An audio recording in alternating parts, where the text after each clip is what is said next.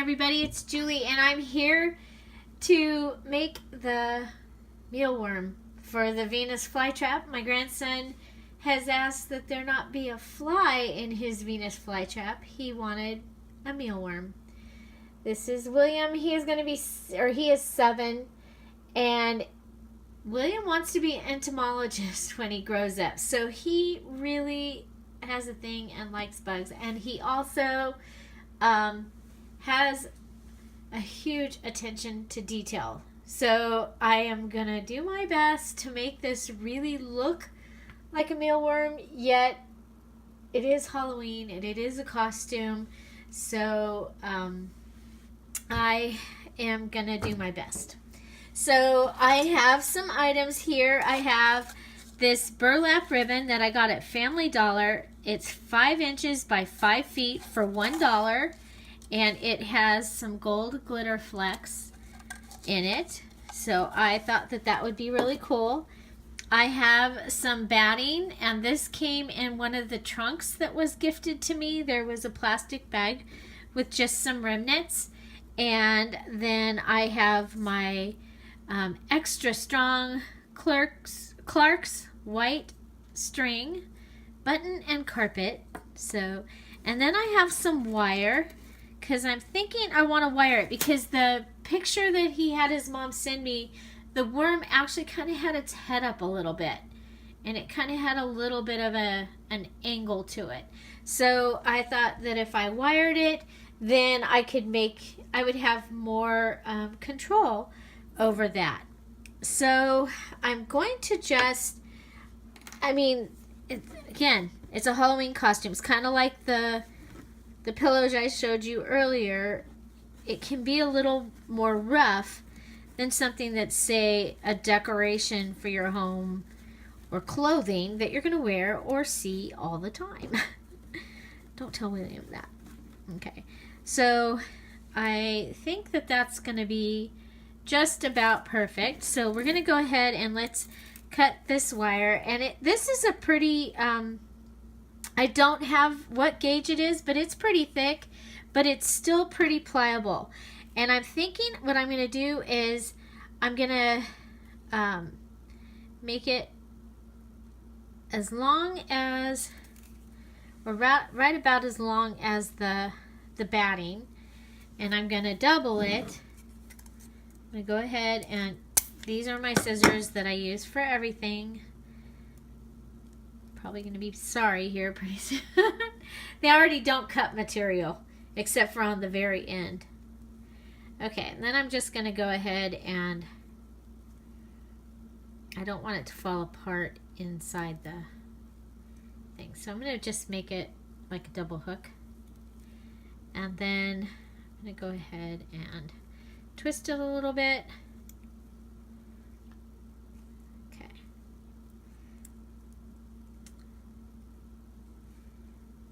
Oh, I should have brought out some pliers, but I didn't. So, okay, so we're going to put the wire inside the batting, and it'll get rolled up in here. So let's roll up the batting.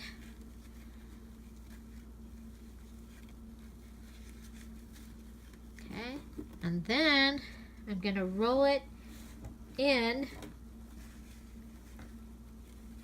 the burlap. And I've cut about a 12-inch piece of burlap because I'm going by the size of the pod, and it's going to sit inside the pod.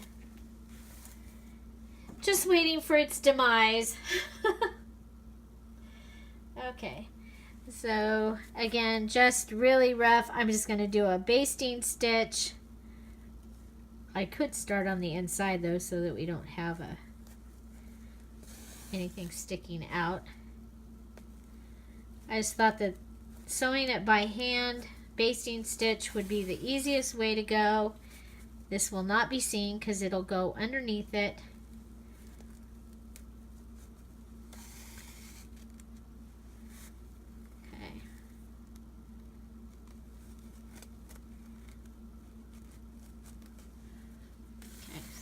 Can you see I'm just basting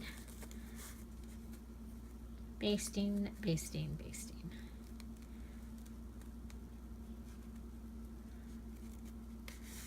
Okay.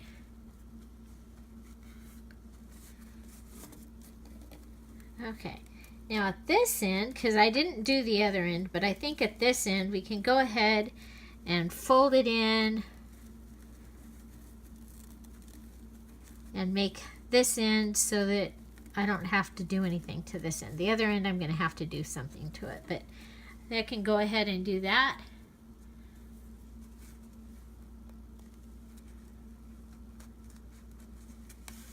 I should have probably done something at the other end, but I didn't.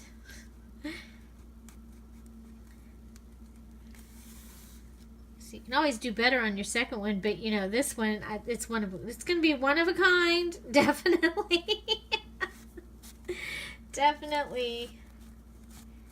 We'll go right in there with the cobalt blue tarantula and the bumblebee transformer that I built. That would have been about 8 or 9 years ago that I built the transformer out of Mary Kay boxes. And he literally, this was Johnny, the other grandson, and he could literally turn into a car and turn into the robot. I made it so that he could crawl down on the floor and be a car. And again, one of a kind. He called me a month after I built it, after Halloween, and it had it was done. He wore it every day, they said. And Nanya, can you make me another bumblebee? I was like, no. Oh my gosh. It's like, oh my gosh, it was such a labor of love though, and I really, really enjoyed making it. But I didn't want to make another one. Okay, so now we got to come down here. Before I forget, we'll go ahead and tie a knot at the end of the thread. I hope I'm in at least part of this. Okay, so I'm just going to go ahead and do the same thing. Put all the pieces down inside and close it up. So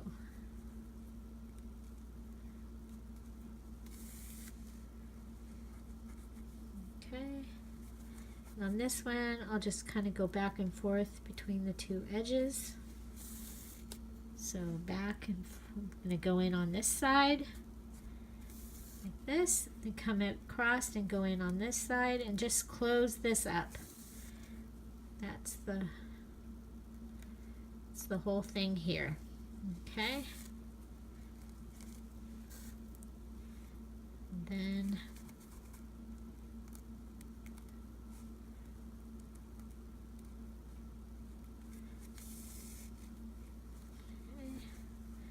I want to do the same thing. I want to pull this edge in. See how this came in? I want to pull this edge in too. So come over and grab it. So grab a corner of it. Come back over here. We should be able to pull it in. Okay?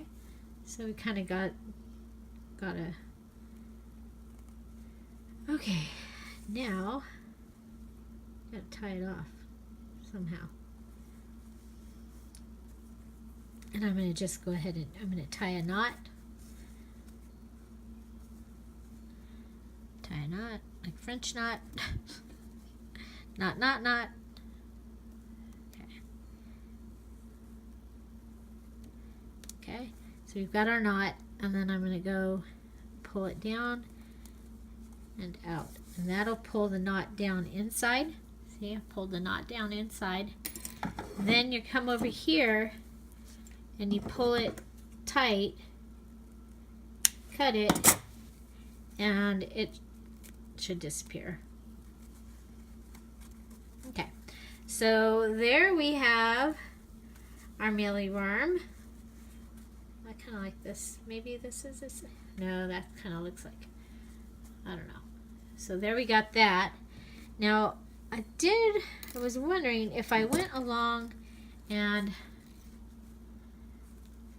I tied, well, we can try it. Okay.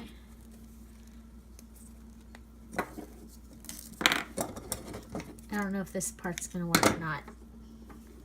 I thought just to get, because the mealworm has like ridges. I'm just over here tying it. Okay, whoop, and untying it.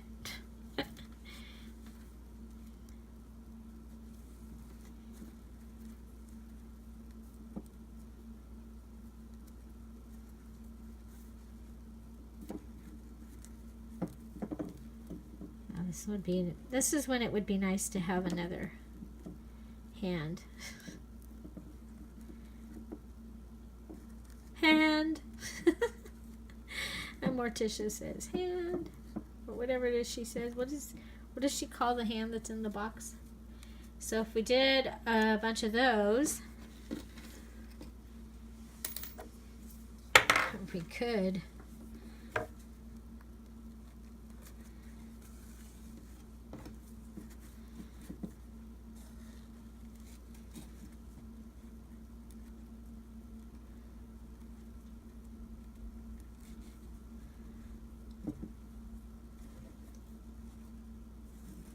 if I don't like this, I can always undo it.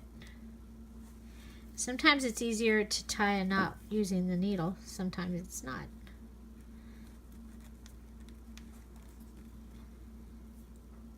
See, go through there and tie it. Yeah, you know what? So I'm going to go ahead and do that. I'm going to continue to add the little dimensions. You'll see that he does bend. He's going to sit great inside of the pod. So this is what you'll see from the outside. Let's see his mealy bug inside of his pod. So I hope you enjoyed this video, how to make a mealybug for inside your Venus flytrap pod. If you like this video, give it a thumbs up. If you have any comments, questions, suggestions, I'd love to know what you're making. Did you get to make a Halloween costume this year? Or what was your favorite Halloween costume that you ever have made? Find something to celebrate every day, and don't forget to subscribe. Have a great day. Bye-bye.